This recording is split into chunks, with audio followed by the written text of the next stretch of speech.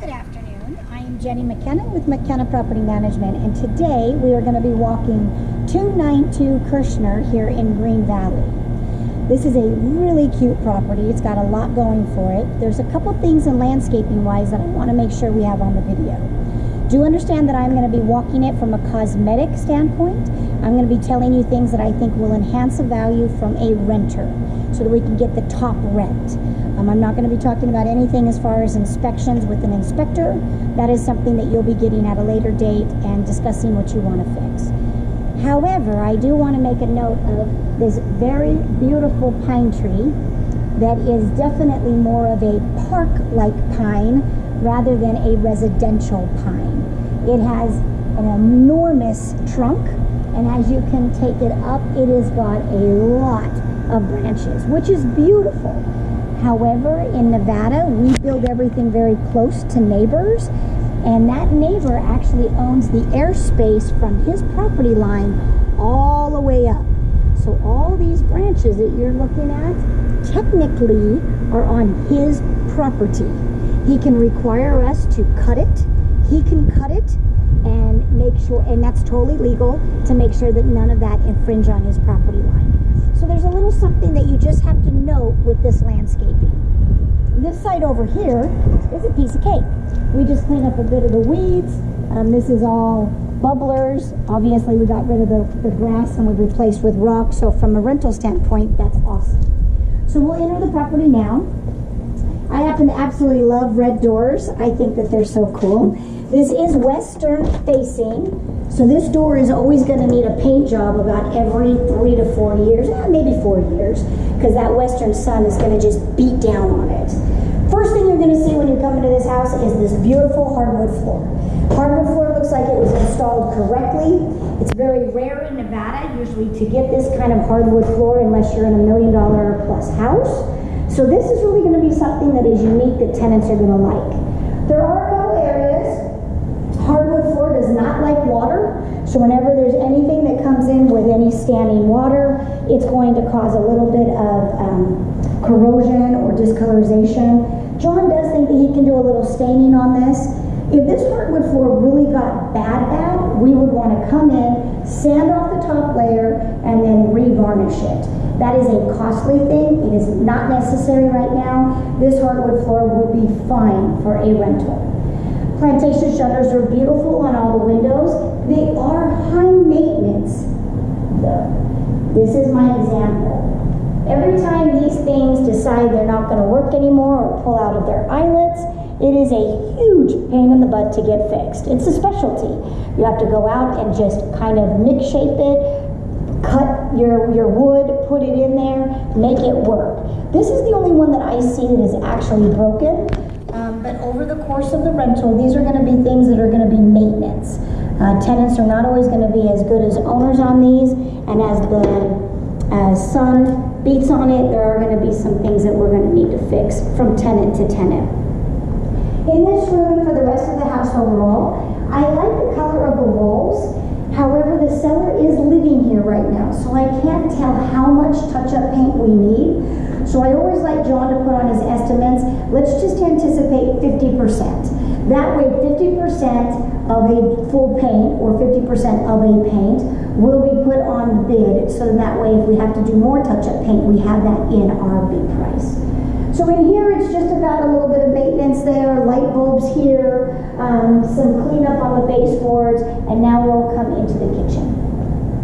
So they have done some nice things updating the kitchen cabinets. They've gone with the darker espresso with the accent knob, so all that's great.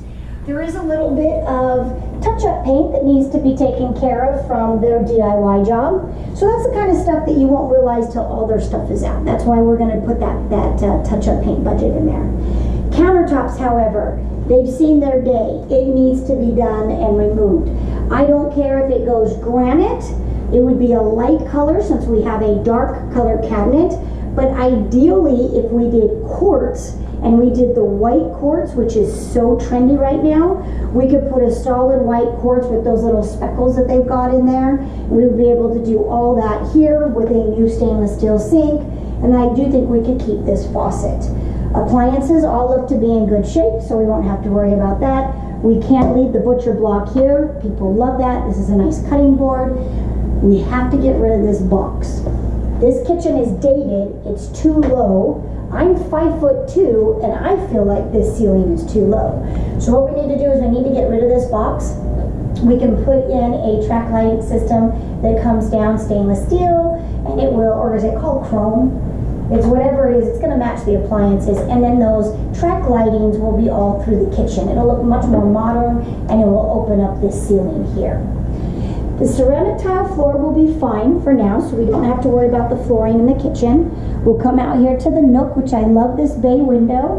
We will make that light either hang better, or we'll get a new light fixture that looks good right here. But I love this little nook area.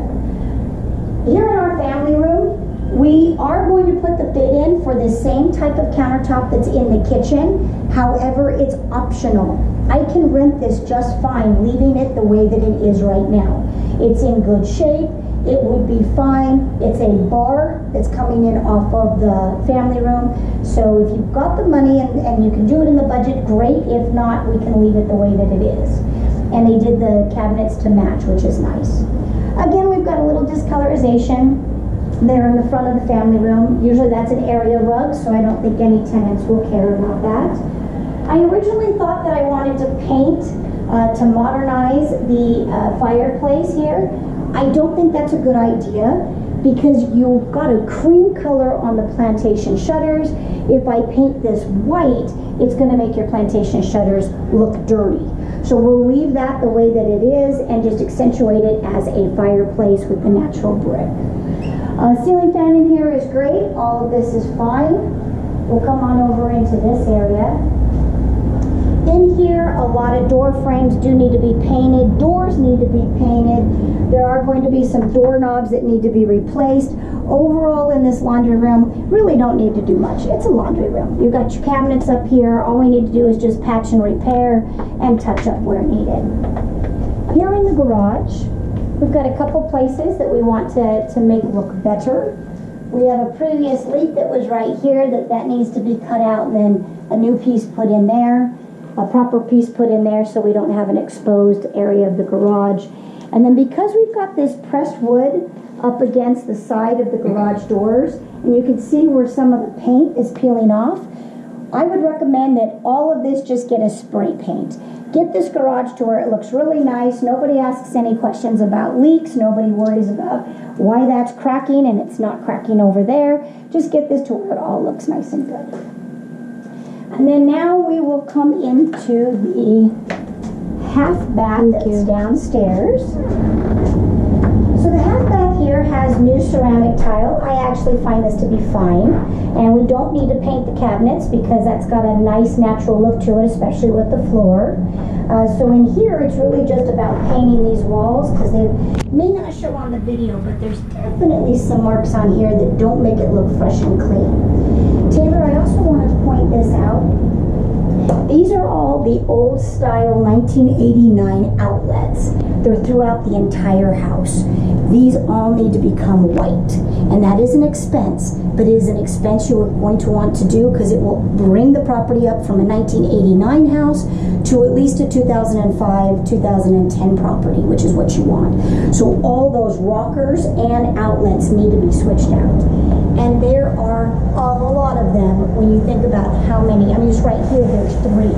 So just bear in mind when you see that on the bid, it's a very important factor. Better to do that than to even do the countertop in the bar area and then upstairs, which will be another option. We're not doing a full paint, so we're not going to remove this now. However, when the time comes and we do a full paint, we can remove this. There are a couple places where we're missing smoke detectors. John's going to go through and make sure that all the smoke detectors are put back in. I am okay with leaving these kind of lights for now. We will put the proper bulbs in, but we can leave those for now. Same thing with over the entry, same thing with the chandelier there. As we go upstairs, one of the nice things is I think this carpet will clean up just fine. It's a good quality carpet, so when it gets steam cleaned, I think it'll come right back, and we can at least go through 2 sets of tenants, I believe, with this carpet. It's a little lighter than we normally would choose for a rental, but it should be okay. This bathroom needs a bit of a rehab. I don't mind the flooring, so the ceramic tile flooring works good. These do need to get painted. I'm suggesting we paint them exactly the same color as what's in the kitchen. We put the same countertop as what's in the kitchen. We do a new sink. We put a new faucet in. We get ourselves a new light. Now, normally, we would go to more of a modern color, like a chrome or, a brushed nickel. You can't do that in here because you've got too much gold everywhere. So what we will be doing is we'll just be matching it with the gold and then bringing all of that, incorporating that in here in the bathroom, just to modernize it a little bit.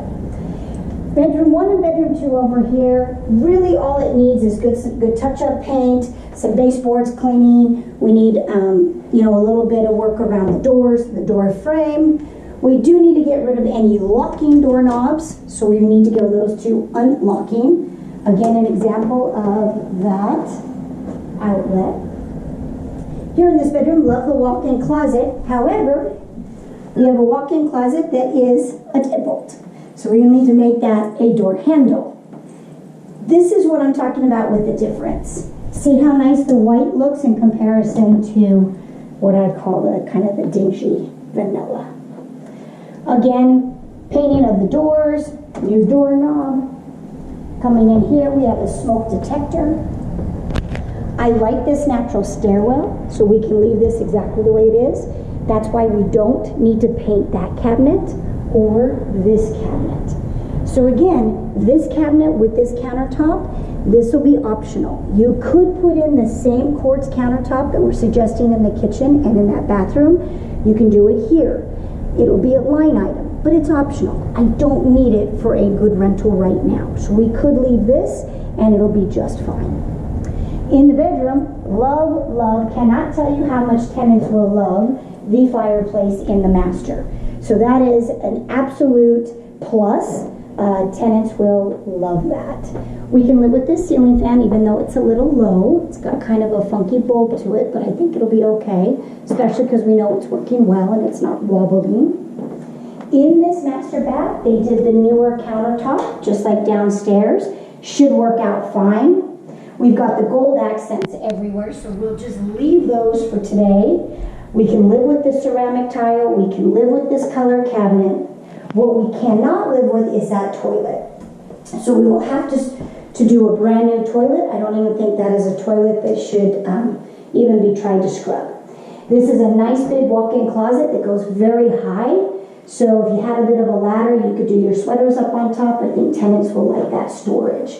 Inside the shower here is relatively new tile, so we don't have to worry so much about the date of the property with worrying about ceramic tiles surrounding the shower. So that part's really nice. And I like the way this bathtub is set up in here.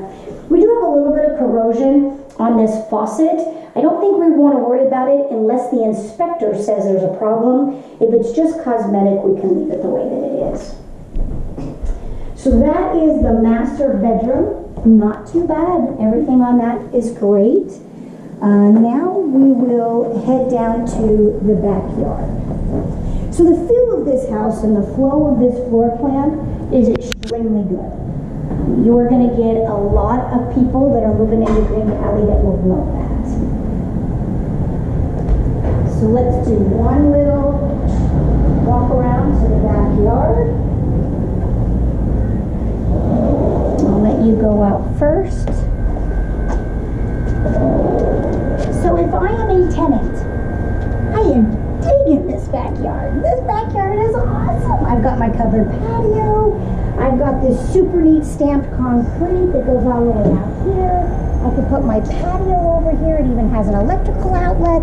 I mean, this is awesome if you are a tenant. However, as an owner, you've got to know about these trees. So these trees are much bigger than they should be for a residential house. That tree is encompassing a bunch of people's airspace. These trees are doing the same thing. So it's important for me to say that from a property manager, if there is anything that causes these limbs to come down, crack a window, break somebody's tile, We will have insurance, that's why we have insurance, but they will be insurance claims based upon these trees. Am I suggesting that you remove them? No, Taylor had a big bug, that's why I went that way. But I am not suggesting that you remove them. I just need you to understand that though they are beautiful and tenants will love them, they are going to be maintenance. It's either going to be cleaning up all the pine needles when the tenants vacate, or it's going to be the fact that we're going to have to thin them out at times, and thinning them out is going to be a very expensive job because they are going to charge you by the height of a tree. So just bear in mind. The other thing that you're going to notice is the big honking crack that is in the back of that block wall, as well as the separation on both ends. We know that's got to be settlement from the tree. I believe it's cosmetic. I'm not really worried about anybody having that wall fall on them. I'm not suggesting you do anything with the wall right now, but somewhere in the future, we are going to need to replace that entire section of that brick wall. When we replace it, at that point, I would say you go through all of these walls and you re-stucco them and you repaint them. And then that way your backyard will have a perfect, beautiful finish. You do not need to do it in today's market. So today's market, it's not required. It would be something that either the neighbor makes you do and we will do it at that time, or if it gets continually worse, then we will budget to redo that section of the wall and then the stucco everywhere else. Overall, this property is actually held up really, really well for a 1989 property. Understand, location is outstanding. You are steps away from an elementary school. You are in the best junior high school Green Valley has to offer, and you are zoned to a high school that is phenomenal. There is a fly in my face. So just know that location is everything when it comes to real estate, and this property has the location. Even if it needs a little bit of updating, it would be well worth it. So that's my report for this house.